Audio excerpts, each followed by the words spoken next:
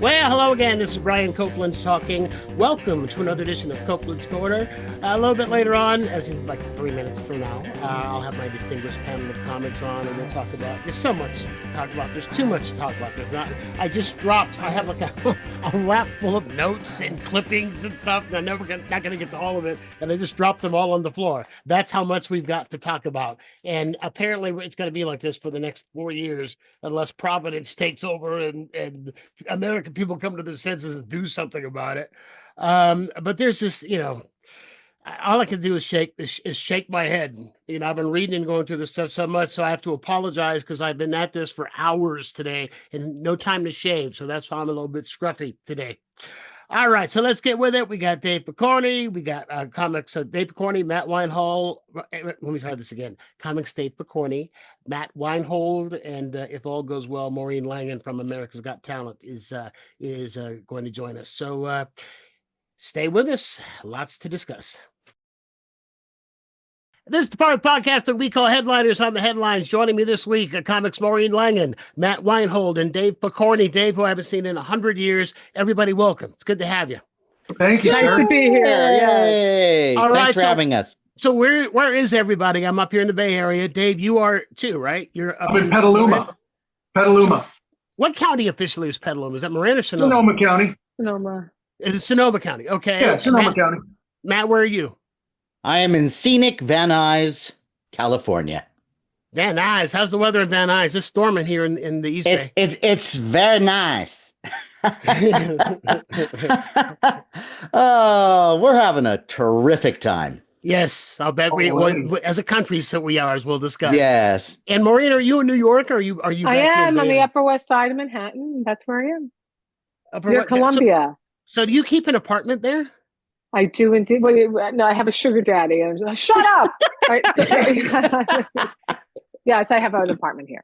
Yeah, I'm asking because how the hell can you afford as a comic to live in New York and do you have a roommate? How do you do this? Well, I have a Sicilian who but I also you know what? I used to be a journalist and they used to pay you to work, unlike comedy, What? So yeah, it was crazy. I had a dental plan. It was nuts. The whole thing, health insurance, mental. So back in that day, I bought an apartment.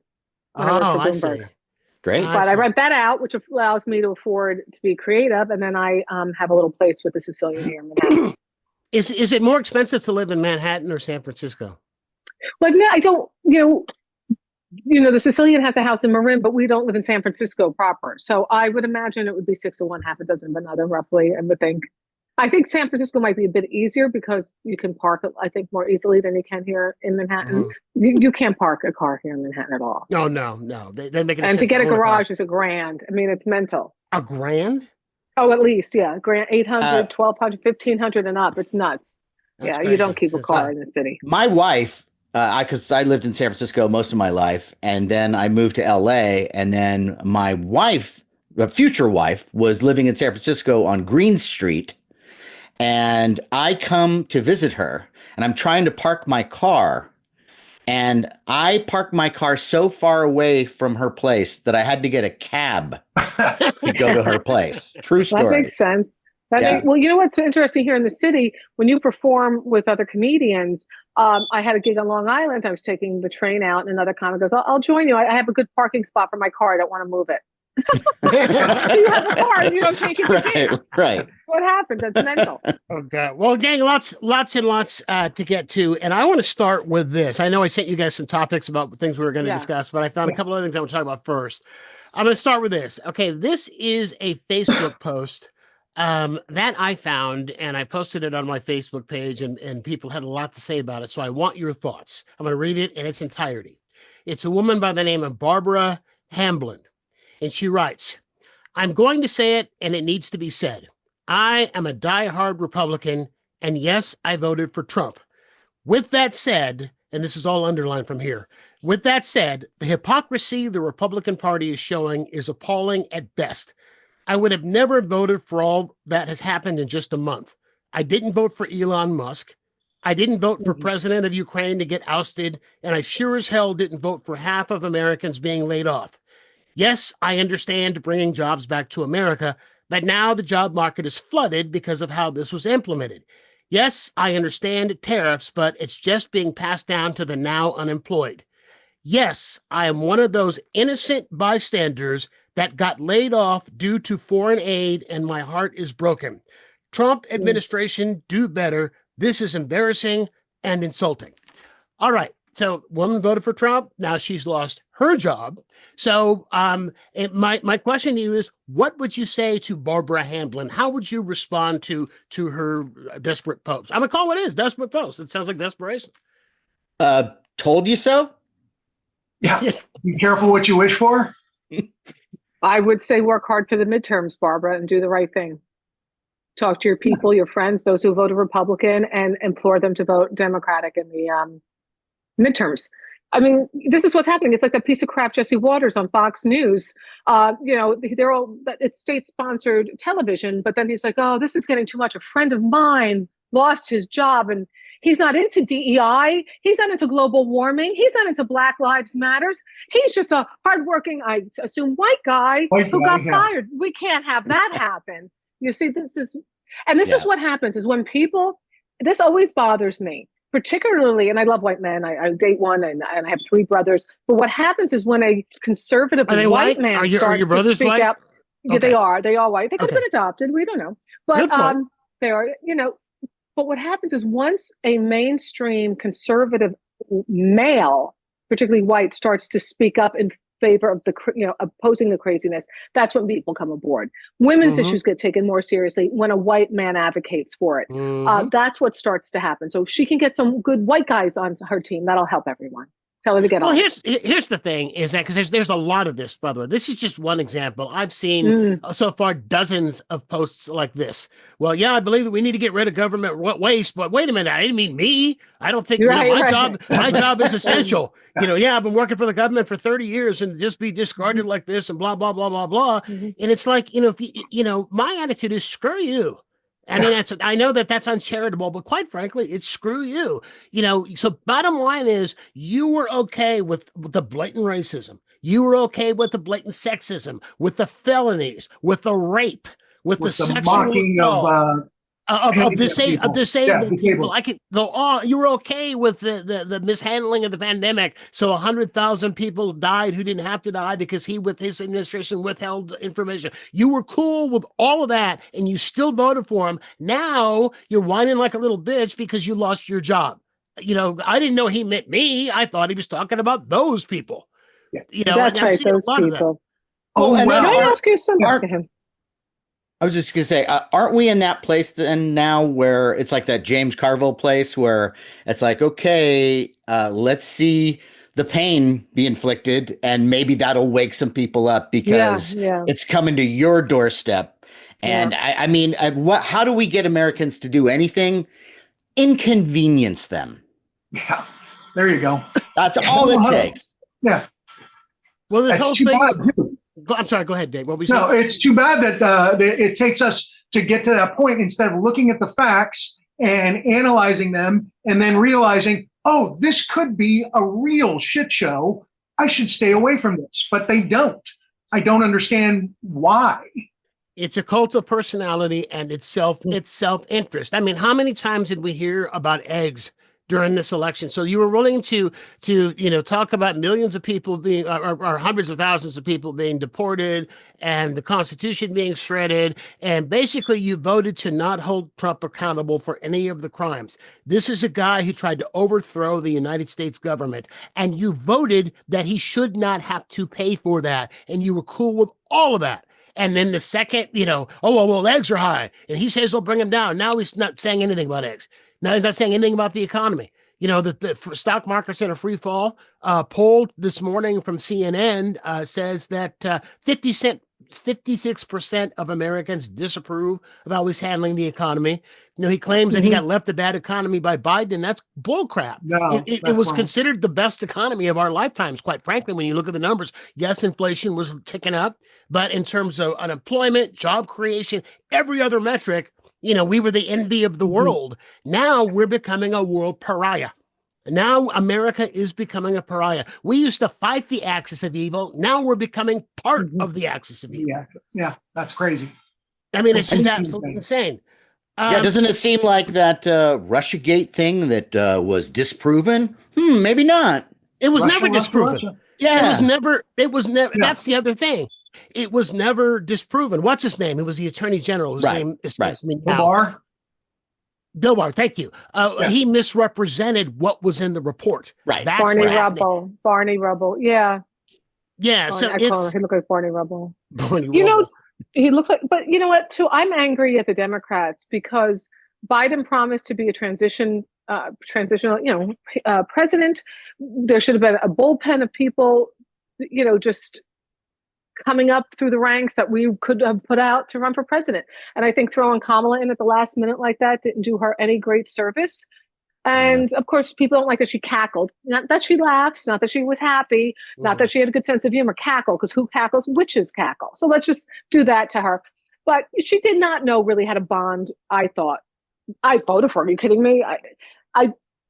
We could have done better as Democrats to get the message across, to really hear what people were saying, what they were feeling. And you can't just say, no, but we are doing better. You have to say, no, the eggs suck. Let's deal with this. I don't know why people ate eggs anyway. They're the most disgusting things ever. Look at that chicken. Wait a minute. Wait a minute. I will tell you, I eat a lot of egg whites. And when I go to the store, I usually eat like a half a dozen egg whites a day for breakfast. And when I go to the store, I usually get that big double crate that's like 36 eggs. And God. Traditionally, it's like 20, because I eat 6 a day. That'll last me a week. 6 egg whites a day and toss the yolks. And Do you eat anything else? Yeah, I'll have oatmeal with it. Usually it's so gross. It's like $20. It's healthy though. It's like $20. And this week I paid 50. This week I paid 50. He's doing nothing about the economy, except he's screwing it because of all these tariffs. He started a worldwide trade war. Let me throw this into. This is something I didn't send you guys because I just got this. This is from the New York Times on March 7th. So last week. So a team of reporters from the New York Times found a list of words and phrases that the federal government is supposed to purge. Agencies have been flagged hundreds of words to limit or avoid, according to a compilation of government documents that they put together. So they got a list saying that on your website, on your memos, you are not to use or use sparingly these words and phrases. It's a long list, but let me mention a couple of them. Here, words that are banned, quite frankly, by the Trump administration from government mention. Are they George Carlin's words? Are they what? George Carlin's words? No, those are okay. Those are fine. Okay, got it. Those are fine.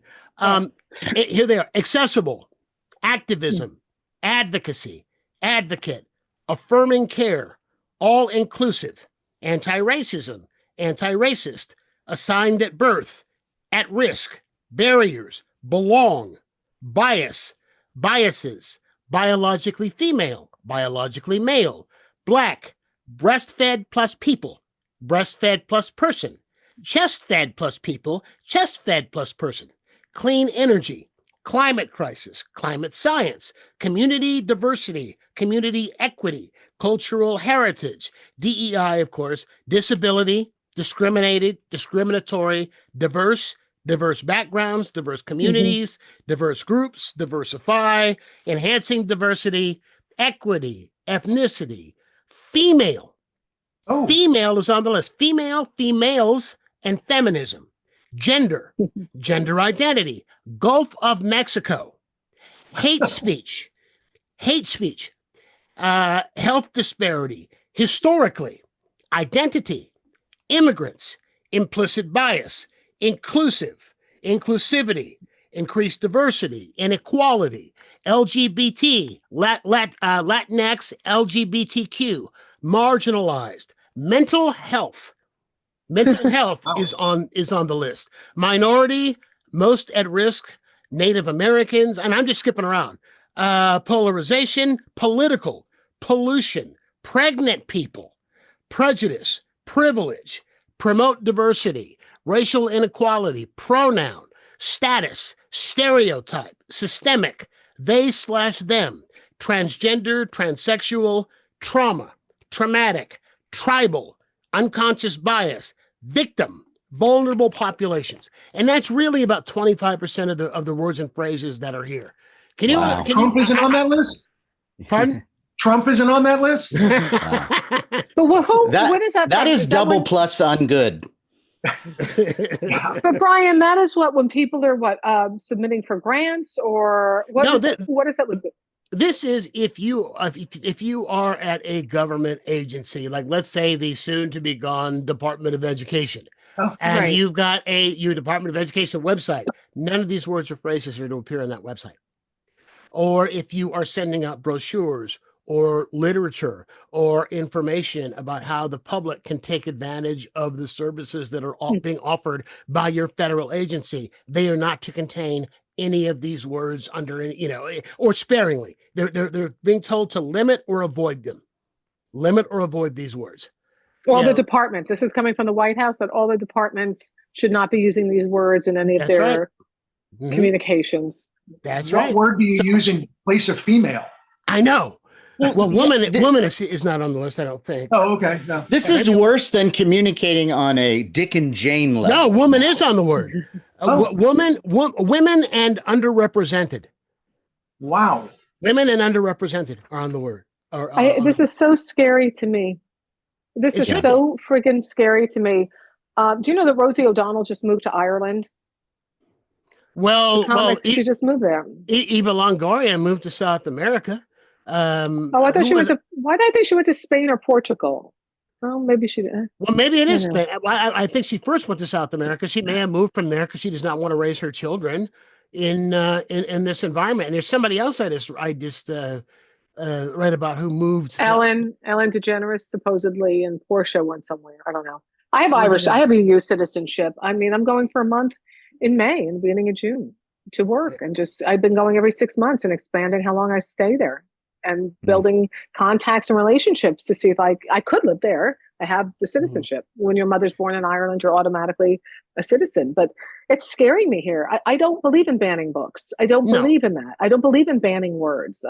It's so frightening. I feel like I'm reading Sakharov or going back into Russian, revisionist history, and this is America. Or World War II history, a lot of which I'm sure is being banned in red states right now. The truth about Nazism and what the same as they are whitewashing slavery. Saying basically that slavery was a vocational thing for Black people. It was like actually said that. High school. On-the-job training. Well, that's what they said, is that they got skills, is that it was good for Black people because they learned how to be blacksmiths and how to be farmers and all of this stuff. So it was a vocational program for 400 years. How'd that turn out for you, Brian? You you should see the horseshoes. You should see the horseshoes. How's your woodworking skills? I mean, this is just, it's frightening. I mean, it's we're not allowed to say Black either, right? Let me see. I think Black was on the list. Black is on the list. Black and BIPOC. Yeah, Black's on the list. Okay, so and you can't say Enola Gay either, right? Yeah, that's right. Yeah. Is gay on the list? There was something about Enola Gay that somebody was flagged because somebody said Enola Gay. You can use gay when it's in terms of happy. Well, it's not on the list. It's not on this list. Sex is. You know what I always loved about being American, and not that I would burn the flag, but I love that I lived in a country where you could. Because it was protected. And here we are with this speech, and it's not protected really anymore. Or seeing them remove the mural of Black Lives Matter, watching that being dug up and redone really was heartbreaking to me. And it was weird because, when you see people going through different things, whether it be friends of yours who are Palestinian or Jewish or African American, I want people to feel seen and heard because everybody has experiences in their own life. And I posted, I see you, and whatever he does, he can't erase, you to me. Because that's what he's doing. And then you get like, why do I even post this? I'm trying to do the solidarity thing. And then people go, well, they should be for everybody. Nobody should be diminished. I go, damn right. Let's get rid of women. LGBT. Are you with me? Let's get rid of all of them. And it's like, and then people, you don't even know if they get the sarcasm in your response. But it's so scary to me. It's like, if you raise money for breast cancer, that doesn't mean you don't also want brain cancer to be funded. If you support people, doesn't mean you don't support. Like, I don't understand. And you get to see who the racists are because they're so proud now. It's amazing. They're proud and the they're vocal sexist. because they've been given permission. The best example of what you're talking about, I heard when people were with this all lives matter crap. I lost a friend over this all lives matter crap because she just couldn't get it. And the best analogy I've heard is just because you say save the rainforest doesn't mean you're saying screw all the other forests. Yeah. Yeah. So that's right. really nutshell. The entitled forests, I'm saying that forests. The entitled Just get rid forest. of all the forests. One of the things that helped me to explain a little bit, I think, to some people about the whole Black Lives Matter thing is to add 2 at the end of that, and you'll get an idea of where we're going with this. Yeah. Well, I mean, I think about some of these. I've been writing crime novels. I got my second crime novel coming out in next month. Oh my God! So I've been immersed in wow crime stuff. Yeah, my second one's coming out next month, and I'm Very cool. they want 2 more. I'm halfway through the. Who do you murder? Well, you'll have to look and you'll have to see. Okay, but I've been immersed in murder. I mean, just murder and true crime. And if anybody looks at my search history, I'm going to jail. How much cyanide does it take to stuff like that? Oh no. But anyway, some of the stuff I found about how they have treated black suspects who've done horrible things or accused of doing horrible things as opposed to white suspects, it's unbelievable.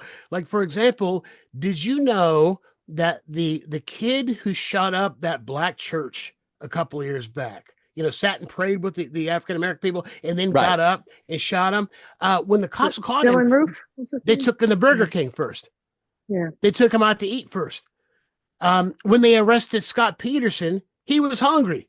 So they took him to In-N-Out for a double Dublin fries. Could you see them with a black suspect who they had proof had just murdered his wife going, what, you mind if I stop for some ribs first? Oh, sure, come on. Let's go to Popeyes. Popeyes, yeah, exactly. Chick-fil-A. Popeyes, by the way, started by Al Copeland. No relation, unfortunately.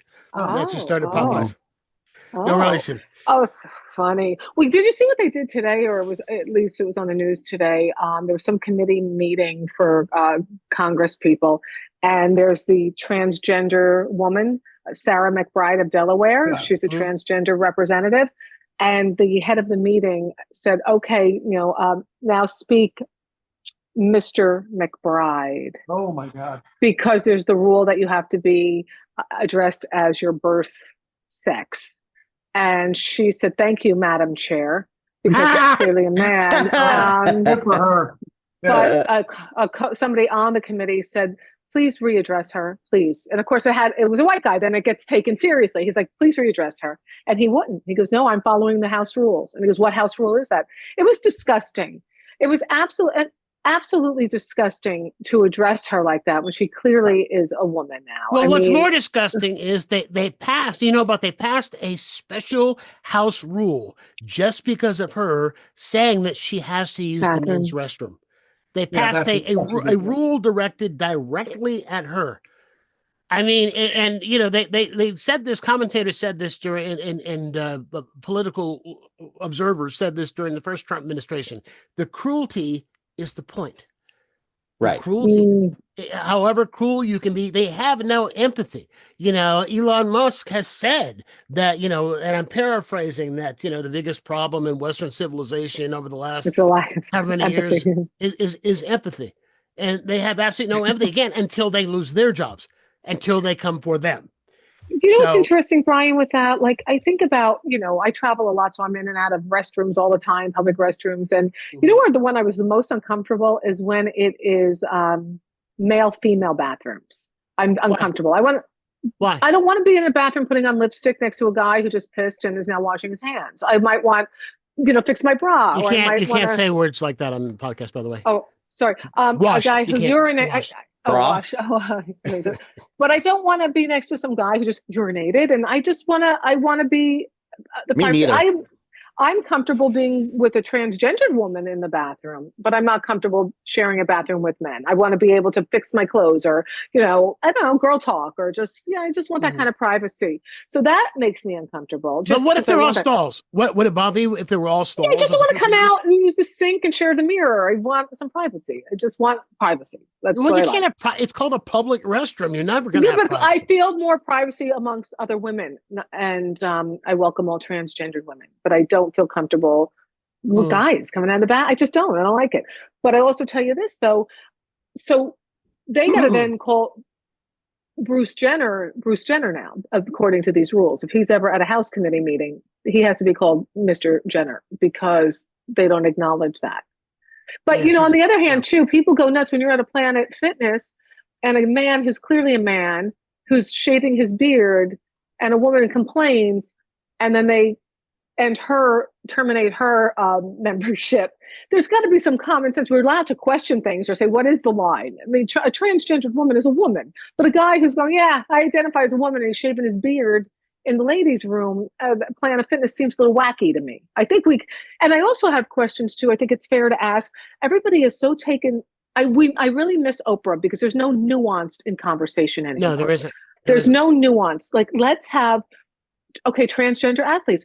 Well, there's so many questions about that. At what point do you do puberty blockers, and how does that affect you in the long haul? Or the transgender swimmer who's now 6'3" because he was formerly a man and can. Okay, but here's the problem, Maureen. This is a bull crap issue, and the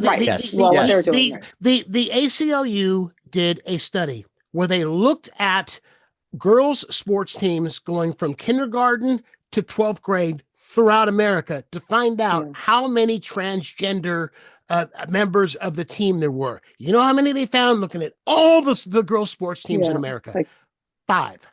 Oh, I thought it was 10. All right. But 5. It's 5, according to them. And so again, this is look at this while we're trying to cut Medicaid. Yeah. You know what I'm saying? Right. It's a BS issue.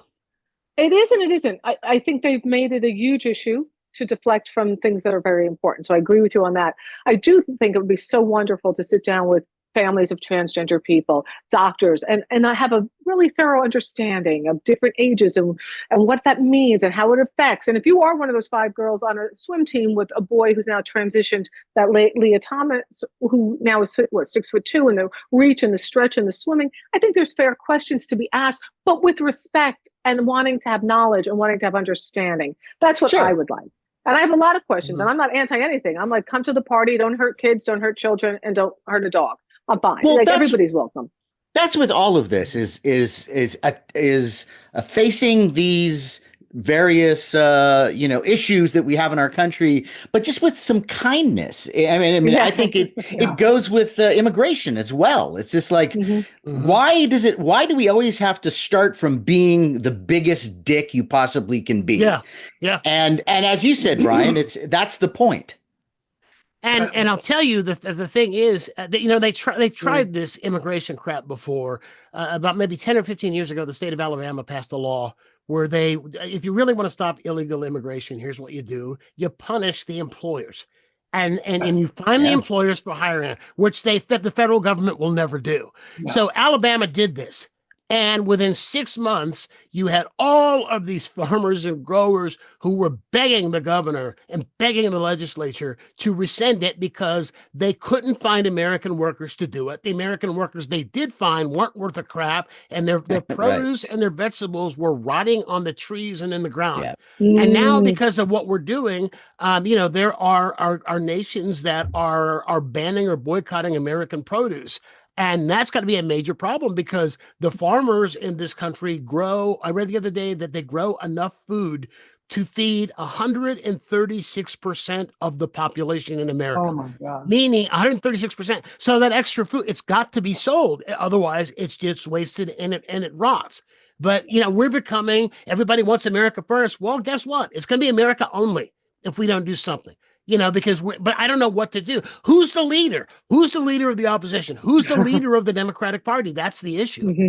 Well, Hakeem Jeffries, as much as I respect him, I don't really feel like he is the man for the moment. I feel like we need somebody with a little more passion along the lines of the Canadian MP, Charlie Angus. I don't know. Oh, Chuck. yeah. Someone who is really going to get passionate and really drive home the situation that we're in and how serious it is, and keep on that. I mean, after January 6th, I thought that every political ad from that point on was going to be, see, this is who they are. Yeah. They will stage a coup rather than follow the Constitution. Mm-hmm. And I thought that was going to be it. I thought that was all we needed. Mm-hmm. And yet, no, not at all. January 6th was a blip on the screen of all of the Republican Party, let's say, or the right side of the Republican Party. Although the silence of the masses, it's just acceptance of Trump. So they can behind closed doors say whatever they want, but it's in the public. If they don't say something, there will be no backlash. Mm-hmm. That's right. I would say the most egregious part of his speech, and I did not watch his speech. I didn't want to sit and watch him jerk himself off for 100 minutes, which is exactly what it is that he don't did. even put that picture in my head. And one of the most egregious things is he called for the death penalty for people who killed police officers. Okay, yet you just pardoned people who killed, responsible for the deaths of 5 Capitol police officers. Yeah. So how do you call for the death penalty for people who do this and then pardon people?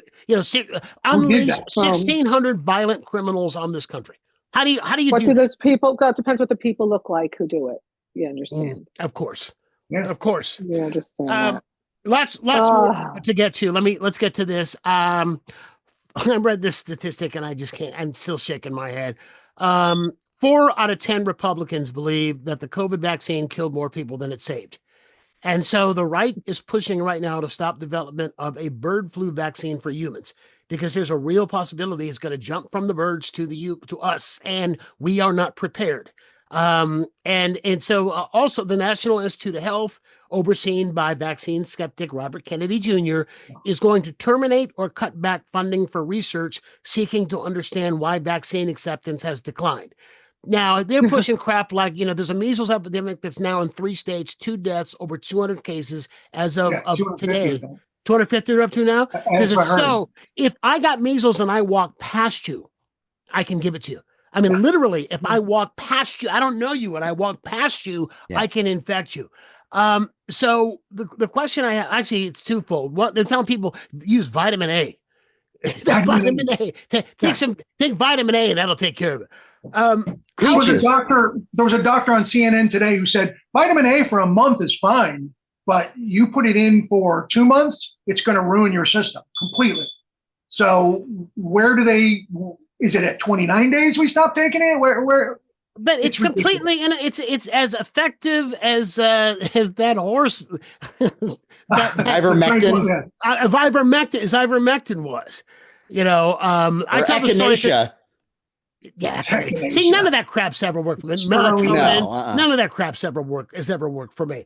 How concerned are you about another pandemic? Because I'm really concerned about it. Very much so. Yeah. I'm really concerned about it. From the bird flu? From any bird flu, measles, or something as yet undetected. Right. I mean, I have friends who are comics, and I some of them, make those jokes about like, hey, I took the vaccine and I still got it. And it's like, well, you're an intelligent person here. And so the idea that a virus can mutate and that maybe you need now a different vaccine to deal with that one. And if nobody's taking the vaccine, then you're hitting that vaccine in the knees and stopping it from doing what it is supposed to do. And so that's the thing that gets me. It's like, sometimes it seems like it's almost a willful ignorance. And I don't understand that at all. It's not almost, it is a willful ignorance. Yeah. I mean, we don't. How about this? I have a good immune system, so you just have to have a good immune system. I'm thinking, you're not taking it just for you, you selfish piece of human crap. Right. You're doing it to protect the people who don't have good immune systems. Yes. If you want to do survival of the fittest, do you know how many people will die in order for the survival of the fittest? Maybe that's what you want. Is that what you want to do? We can go back to smallpox. Do you want to live that way? There's something so wrong with people. And I tell you this, I always thought Robert Kennedy, first of all, I thought he spoke that way because he was rich. I thought that like Katharine Hepburn and Robert Kennedy had like rich person disease. I really thought it was like a Boston thing. I really didn't thought it was an affectation. I did, honestly. But what's interesting to me is we live in a time where somebody like Anthony Fauci, who dedicated his entire life, I respected him. I still respect him. I would listen to him in a minute over any of these circus clowns. And we have denigrated him. And they've gotten so many people on board to ostracize him. It's disgusting. He's got bodyguards. He literally has to live with bodyguards. Yeah. For being educated. And people, well, he changed his mind as he went along because more scientific data came in, you idiot. I can't stand people. I hate people. And now we got Kennedy. So I don't know if I'm so afraid of another pandemic as much as I am afraid that I am not getting the best information available. I know I'm not getting the best information available. So that's what frightens me. I will call Fauci. That's what I will do. So, but I'm terrified of another pandemic. It's frightening. It's frightening. And the fact that he's firing, the only thing that Trump did, in my opinion, that was good, his first term, the only thing he did was good was Operation Warp Speed. Yeah. That is the only thing that he did that was good. But then he undermined it. Yeah. Then he shits on it. Yeah. Then he and his ass lickers undermine the entire thing. And they withheld, as I said, they withheld information out of briefings because they thought it would make the administration look bad. And the estimate is that there are 100,000 Americans who didn't have to die. Altogether, we lost 325 or 350,000. 100,000 of those died because they didn't have information that was deliberately taken out of press briefings because they thought it would make the administration look bad going into an election year. 100,000 people. So, it's just, and when you look at measles in Texas, you've got 14% of school children who are unvaccinated, who have some kind of a vaccine exemption. And that's why it's sweeping there so quickly. And it's the states where they're not vaccinating their kids. Here in the Bay Area, I'm shocked by how many people in Marin believe that crap about the MMR vaccine giving you autism. It's been debunked by the guy who wrote it. Andrew Wakefield, who was a guy who was paid to write a paper with that conclusion. He has debunked it. Doesn't matter. That's what these people are following. So they're not, you're going to see mumps come back. I mean, let me ask you this. Have any of you ever known anybody with mumps? Not anybody like your parents who had it, or have you known anybody with I don't polio? think my parents had it. I don't think they had it. Yeah, right. It goes back that far. Well, the one that I never knew anybody who had was we had an outbreak in Marin County because of not being vaccinated of whooping cough. About 10 years ago. Oh, yeah, yeah. And I knew my mother had whooping cough like in the 40s or something when she was like 4. Is it whooping or whooping? Is it hoop? I don't know. I think it's whooping. What is it? Is it whooping cough? With a W. I think it's with a W. Is it W whooping cough? Well, maybe she had whooping cough. It's a very esoteric disease. There's no vaccine for whooping cough. You just constantly jump through a hoop. That's why they call it. That's why they call it whooping. See, that mean we don't even know how to pronounce it. That's how dead that disease was. I kind of did. No, you did, Miss Bloomberg. Well, you know why? No, because my sister has a 12-year-old, and when her baby was born, she said, "Would you please get the whooping cough vaccine if you don't have it?" Because she had a whole list of things she wanted me to have when she was nervous. I said, "Yeah, whatever. Where do I go?" I don't know. I just went and got a freaking whooping cough bag. I'm like, "All right." So, woohoo! I will take anything that they make. This is because I believe in science, and I had shingles a number of years back. And I had shingles in the face. Oh my gosh. It was inside my mouth and in my ear. And it was like someone took an iron to my face. And it was the worst pain. And I felt it for like a month. And I was on opioids. Like I had to take 6 a day or I'd be screaming. And I can't imagine what it would be like to be in the Middle Ages and having shingles and having to like, hey, suck it up. You got to plow that Buttercup. field. No, I'm there'd just be an plowing the exorcism. field going, "Ah," you know. But like, so funny. it was so terrible. And then finally, when the vaccines came out, I took the first one, and then they came out with the refined one that was like a 2-part one, Yeah. and I took that. And I told everybody who would listen, like, you do not want to get this. Mhm. And vaccines are a wonderful thing. The flu shot is a wonderful thing. I get it every year. Ever since I Did you got get the flu marks on shot, your I face? stopped getting flus. Actually, the Did you only get time I've like ever marks gotten the on flu is when I've taken the shot. Well, but see, it's not a live virus that you were already infected. Okay. Or the other thing, and you know how they come up with a flu shot is they look at Australia and whatever the strain is in Right. Australia, they Because figure it's out coming how it's here. going to mutate. It takes 6 Yeah. or 8 months to get from Australia to to here. get here. And Yeah. so I that's see. how they think. And but sometimes they're wrong. Sometimes it changes, it mutates so much from Australia to here that the vaccine that they've prepared and manufactured Oh, may not work. and for the first time ever, the National Institute for Health, who normally has that meeting once a year to decide, okay, what's the strain, that meeting was canceled. So does the vaccines only go in alphabetical order? They start in Australia and they end up in the U.S. 6 months later? Is that what happens? Yes. Brazil, Yeah. Cancun. Can't hit them all. Well, I'll tell you, I got my measles shot prior to 1968. That's when I got my. I hate to Me date too. myself, but that's when I got Oh, my measles absolutely. shot. Well, they're saying if you got your measles shot prior to 1968, you got to get it again. And so I was Really? like, Gotta do that. yes, because it was a different vaccine. It wasn't the 2-part vaccine, and you may need to get a booster. And so I went to my doctor yesterday, and I'm going to have to get the same MMR shot that my little 2-year-old granddaughter got or is getting. Peanut. Yeah, peanut. So I gotta get the MMR again. But I did Me that too, I shingles. guess, yeah. I did you all should if you haven't. Absolutely. I took the shingles vaccine, the 2-parter, the one they give you now. Uh-huh. I've And only the done first one. Pardon? I've only done the first one, but Okay. I'm on my way.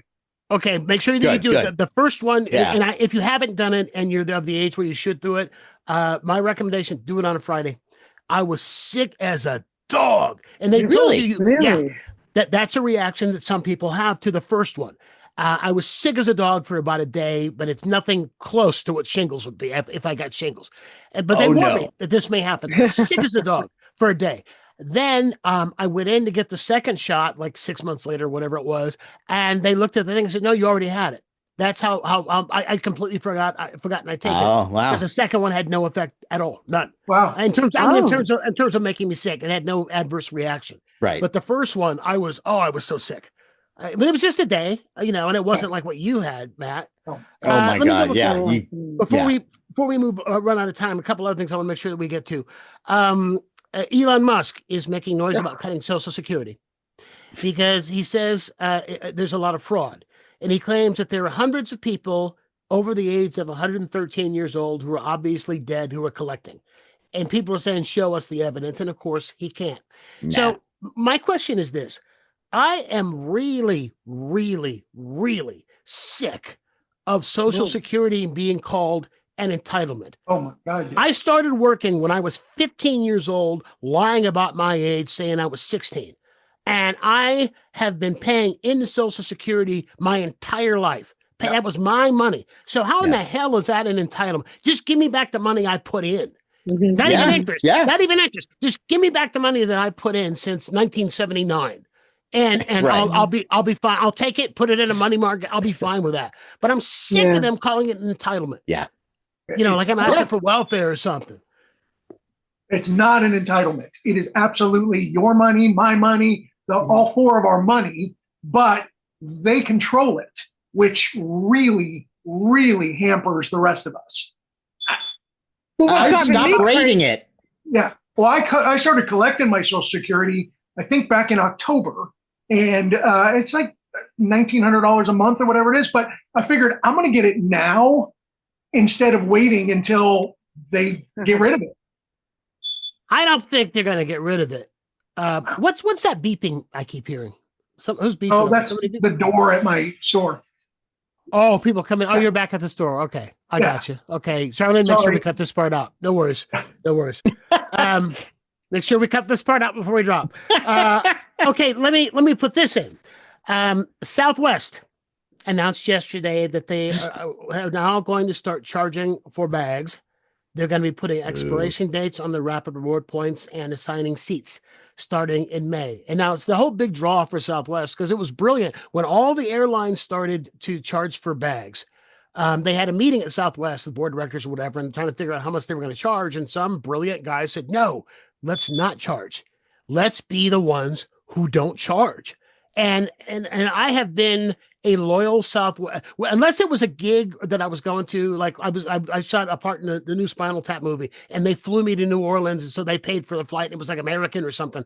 And so unless it was somebody else paying for it, I have for the last 20 years only flown Southwest. When I go to LA, down your neck of the woods, Oakland to Burbank, it's so easy. Oakland to Burbank. Yeah. And so now, to have to pay because I might want to bring clothes along. I mean, they say flying is going to get a lot worse. And also they're having issues. All of the stock in airlines is plummeting because they're firing people from the FAA. They've had these crashes, and who is it? It is Delta and American are both seeing a drop in ticket sales in the wake of incidents in Washington, D.C. and Toronto. So question for you, it's twofold. Number one, if you fly Southwest, is this going to affect you at all, what they're doing? Number two, are you hesitant to fly in general? Because I'll tell you, I'm going to fly, but I am concerned. I've been flying. I fly a lot. I'm concerned that they are. I'm sorry. Go ahead, Dave. No, I said I've been flying Frontier for years, so I pay for everything. I pay for putting the seatbelt on. It doesn't matter at all. But so Southwest is going to conform and go with everybody else. The mileage points, that's the one that I'm most worried about. It'll be 6 months or a year. You know, six months for depending on what level you're at. If you're an A-list level, meaning you fly like every day, then they last longer. But it's between 6 and 12 months. So I've got like enough for 2 round trips or something now, and I guess I better hurry up and use them. Yeah. But let me add this to the Southwest story, and that is the deal is they've been sold to it's new ownership that's doing this, and the new ownership, they've never operated an airline before. They've never operated an airline. Oh Lord. I didn't realize that. Trump's never operated a government before, so yeah, that's going well. Hey, yeah. He's a successful businessman. So Maureen, are you concerned? You're going to Ireland and you're flying? I travel a lot. I fly a lot. Yeah. Well, first of all, yes, I fly a lot. I take leaps of faith, but with this air traffic controller stuff is a big issue. This is a really, really big, vital issue. So I am concerned about that. In terms of flights, I do Alaska a lot, American, Partner Airlines, and I have a credit card, so you don't have to pay for the baggage fees. I don't like paying for baggage fees. I think it's exploitive. It makes me angry and enraged. I use airlines. I like to fly Alaska a lot. Their customer service is great. Their miles don't expire, and they bump you to first class if a seat is open, if you have a certain level of flying with them. And I'm not a gold at all. So I like them. But yeah, I get nervous, but then I just tune out and just hope for the best. I have never in my life, I'm Catholic, and I have never in my life ever, I didn't take my first flight till I was 15. I have never in my life gotten on a plane and buckled in without crossing and saying a Hail Mary first. Oh, that's right. Yeah. Crossing myself and saying a Hail Mary first. I don't care who's looking at me. Mm-hmm. I have no problems with any sort of, flight and being nervous. And my wife can get very nervous, especially if there's turbulence. I'm the guy who during the turbulence is still reading like that. It doesn't affect me at all. I have to say, I am worried about flights within the US. I go to Japan a lot and I love Japan, and we're going in November. Why? And I feel way more comfortable flying, to another country than within the US. Why? Why do you go to Japan all the time? I just think I have a feeling that those airlines have a little are still within the realm of staying in the making air. sure. Yeah, staying in the air. That's a very good way to put it. Yeah. And so, but I mean, I could be wrong about that too. It's just that I feel like, especially if you're taking Japan Air, again, I've been to Japan so many times that, you see this pride in workmanship and what you do. Oh. And I'm hoping that translates to the running of the business and, everything else. But Trickle down Here's to the hoping. yeah, Here's but the- who knows? So Brian was asking you, why Japan? Why are you always in Japan? Are you visiting or are you working? Well, originally, I'm not working. Originally, my brother-in-law lived there, and then we had a falling out with him. But the first time I visited Japan, I was like, this is my other country. This is really, it is. Oh, it is so, it's relaxing. There's like almost zero crime. It's clean. People are polite. Sure, there are some cultural things that you have to get used to, and no country's perfect. And it's also like, I love Godzilla and anime, and so thank you. And so Speed it's Racer, a Ultraman. Wonderland. I knew we Ultraman, couldn't of go course. through A whole conversation without Matt bringing up Godzilla. Thank you. No way. Thank you, Dave. In Japan, you can zip line into Godzilla's mouth. Oh, closed. sign me up. There you go. There. Let's go. Have you had sushi in Japan? Oh my! You know what? I've had sushi in Japan. Like when you go to these places in the United States where it's the sushi boat and it goes around. And yeah. And it's like, it's okay. It's like, but if you want sushi, it's affordable. You do that in Tokyo, and the worst sushi place is like, oh my God. And we went to one place that was very economical, and my friend and I were, how they do the things with the trays, and the trays will tell you, how expensive the sushi thing is. Oh, yeah. Based on the color or the design. Yeah, right. Exactly. Yeah. So we're in there, and it's a bunch of Japanese people, and we're all grabbing these trays, and you look at everyone, and they've got, 3, 4, maybe 5 trays. We've got like a leaning tower of Pisa each. And everyone is laughing. And now the chef is going, here, try this. And it's a lovely country. I would love to visit it. I hear it's a fortune. It's very expensive. It's like living in Hawaii. It is Hawaii. not. The right now, because of their economy, it's very affordable. And a lot of things that people don't know about Japan, you don't tip. There's no tipping whatsoever. There's a lot of great duty-free deals. Oh. I'm sorry, Dave? Because people make a living wage there? Is that why you don't tip? Exactly. Yes. Okay. Yeah. And you can have a great meal at 7-Eleven. Seriously. Wow. And not to gross Marine out, but there's an amazing egg sandwich at 7-Eleven. Oh man. My most hated food. When I first heard of Donald Trump back in the 80s, when The Art of the Deal came out and he was on Merv Griffin and all of this kind of stuff, his rant was about the Japanese. I just realized that. I should have seen the racism then. He would not go on a show without slamming the Japanese, because the Japanese were buying everything in the 80s. That was the issue. They were buying American land. They brought, what was it, Radio City they bought, and the Japanese bought Spyglass and Carmel and some American treasures. And every time there'd be a Japanese sale. I'm thinking about his public racism goes back that far, if you think about it. We could get them to buy the Kennedy Center, then maybe we could get some more fulfillment. All right, here's my question. You get a call tomorrow, all three of you. You get a call tomorrow to play the Kennedy Center, and they'll pay you $25,000. Would you do it? Yes. Who's the opening act? Really? I'll open for you, Dave.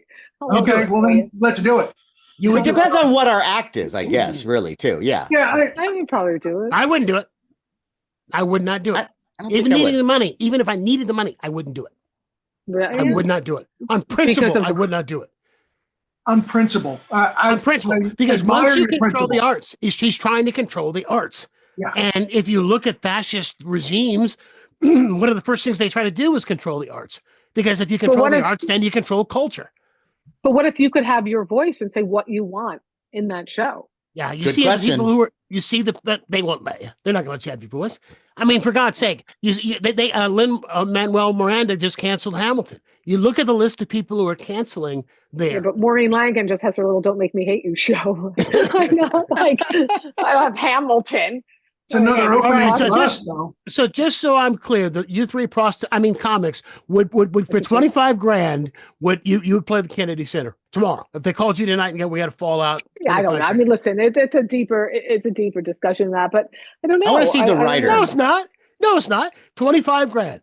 That's it. We'll pay for your Seems first a little class low. hotel. I feel like it's a little low, though. It feels a little low. I mean, It probably is. also, It's probably closer to 50. Feels a little Haggle, low. 50, haggle. 50. Yeah. Haggle. You need me. I'm funny. Hey, listen, with this English as an official language, you can't we can't speak, we can't say cerveza or vino or baño. But I was thinking, how good does your English have to be? Like, what about people who say library and supposedly can we kick them out? Irregardless, I couldn't care less. I'm just saying. I did an author event. A couple of weeks ago, promoting one of my novels, and it was like 6 authors in a luncheon kind of a thing. And there was the author who spoke. One of the authors spoke before me, kept saying library. And I'm thinking, dude, you got a book out. No. What about Valentine's Day? Valentine's? Did you correct him? Correct him. I do say that. I do say Valentine's. My wife thinks it's adorable because I can't. It's it's something from childhood that sticks. I know it's wrong though. Oh, it makes me want to slap that egg out of your face. All right, we're just about out of time, kids. So I want to end with something like, you ever look at the questions on Quora? Are you familiar with Quora? Quora? Never been on. Yes. Yeah, they pop up on my Gmail account, periodically with questions and people, questions that somebody, and usually some right-wing question, and then you get 300 responses underneath it. So here was the question that popped up yesterday. Any of you guys ever online dated? I've never done that. And I know, Dave, you've been married since before that was married since 1991. Yeah, so that's way before. I have. So none of us have done. But my kids go on those sites though. Yeah. My kids all met their significant others through online dating. Wow. All 3 of them met their significant others. Well, one is single again now, but they I think all if you're 3 bringing met up the burner phones, I think it's a great idea. That is what it is. Yeah. Yes. The question was, should you use a burner number for online dates? And it's the short answer is yes. And here's why. Online dating is great until it's not. Giving out your real phone number to matches might seem harmless, but it can lead to unwanted calls, texts, and even privacy risks if it goes sideways. And a burner number gives you a layer of protection.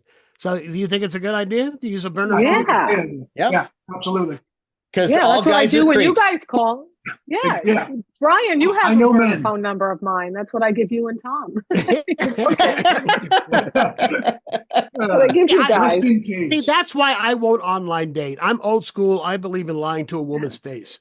Good for you, Brian. I'm old school. Somebody finally came out and said it. It's called manners. It's called manners, is what it is. So only drug dealers, hitmen, and people who are dating online use burner phones. And that's pretty much it. I use a beeper. It's in 1991 again already? Yeah. Right.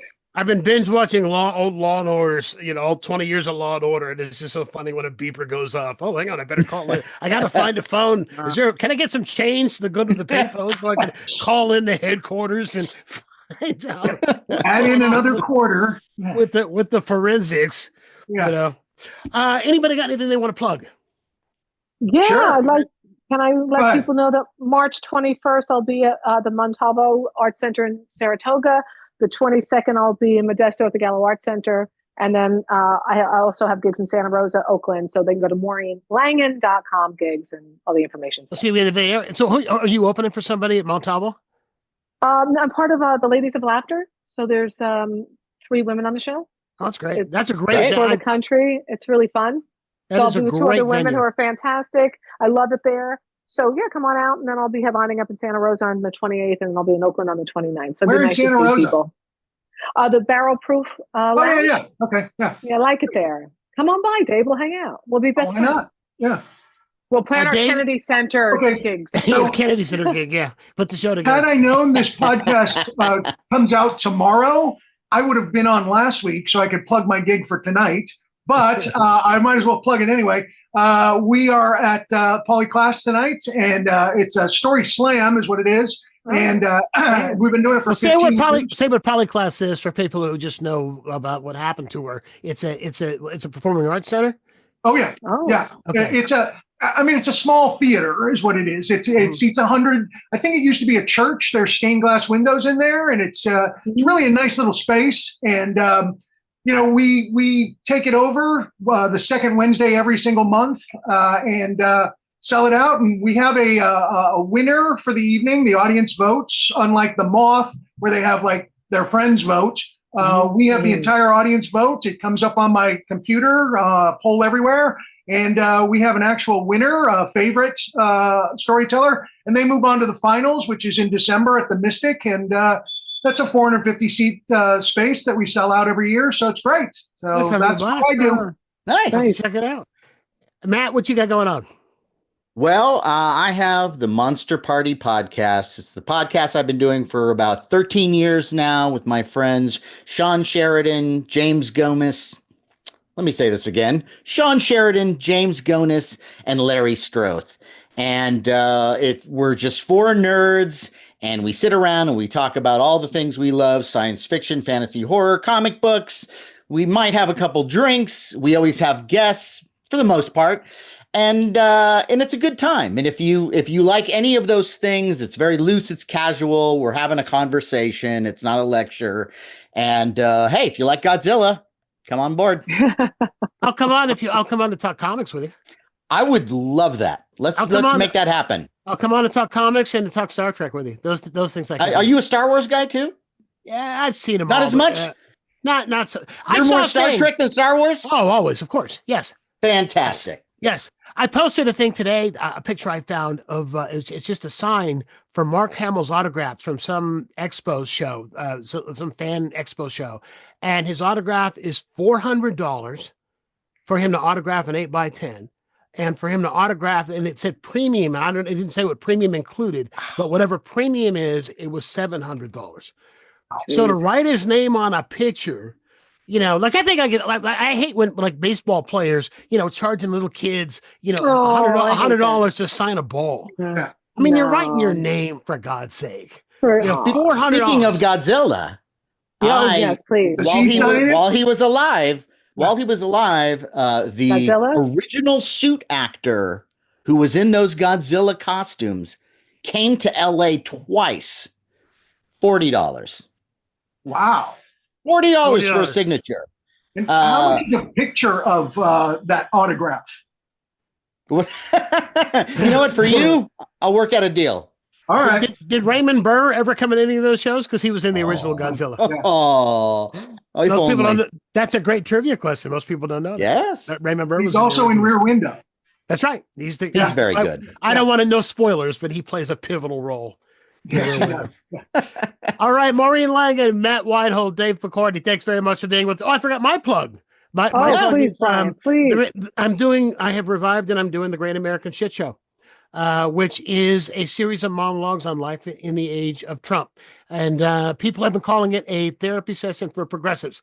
It's funny. It's a call to action. It's serious. It's dramatic. It's entertaining as well as informative. The whole point is make people think again. So I'm at the Marsh in Berkeley on the 20th, but last time I checked, there were like 3 tickets left for the 20th. So the 20th is probably going to be sold out by the time you hear this. But I will be at the Marsh Theater in San Francisco with that show in April. I believe it's April 24th that I'm doing. Just go to themarsh.org and that'll tell you where with all the information about why you get tickets and where it is. So come and check it out. Come and check it out. It's a show that's a moving target because there's so much stuff that's going on. Yeah. So it's called the Great American Shit Show. So again, Maureen, Dave, Matt, thanks very much. Thanks for being with us. Thank you. Thanks so much. Thank you guys. Thank you for having me. You guys, this was so much fun. Thank you. Come soon. See you guys. Thank you guys. Come back soon. All right, that's going to do it for us. If you like what it is that you saw or you heard, there are a couple of things you can do to support the podcast. If you are listening, what you can do is you can subscribe. If you would go to wherever it is you're getting your podcasts and give us a 5-star review, I would appreciate that because that helps people to find the show. Also, if you could tell anybody you know, any way that you know, hey, here's a place where you can come and here's the kind of content that you get, we'd appreciate it. If you're watching us over YouTube, same deal. Give us a review, but even more importantly, subscribe. Because the more subscribers we get, the closer we get to being able to do this show live. Right now, we record it on Wednesdays. We drop it on Thursdays. I would like to do it live, either on Wednesdays or Thursdays. That way, I can incorporate texts and email messages from the listening audience who have some comments on what it is that we're talking about here.